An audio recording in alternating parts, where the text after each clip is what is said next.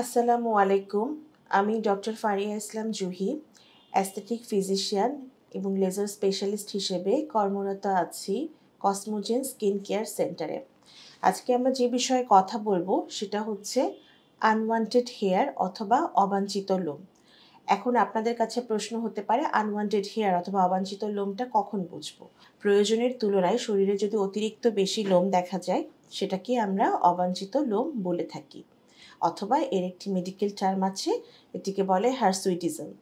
অবাঞ্ছিত লোম সাধারণত হাতে, পায়ে, মুখে, থুতনির নিচে, বুকে, পিঠে, বগলে এবং বিকিনি এরিয়াতে দেখা যায়। সাধারণত অবাঞ্ছিত লোম বিভিন্ন ডিজিজ কন্ডিশনের কারণেও হয়ে থাকে, যেমন hyper prolactinaemia, pituitary gland tumour, thyroid disease.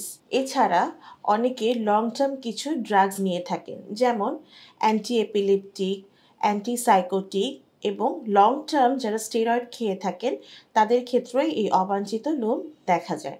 এছাড়াও বংশগত কারণেও অনেকের অবাঞ্ছিত লোম থাকে।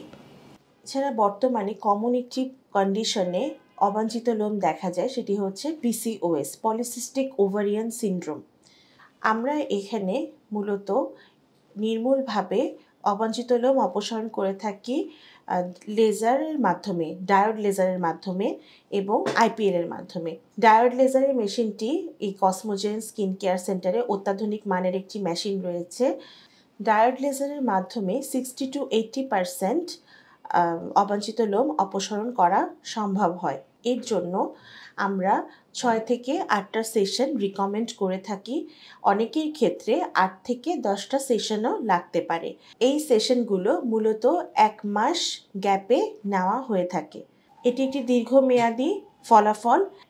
সাধারণত এই ধরনের সমস্যার জন্য এই ডায়োড লেজার চিকিৎসাটি গ্রহণ করা হয়ে থাকে। আপনারা যারা এই ধরনের সমস্যায় ভুগছেন অবাঞ্ছিত লোমের কারণে, তারা অবশ্যই কসমোজেন স্কিন কেয়ার সেন্টারে আসবেন, এই ট্রিটমেন্টটি নেবেন।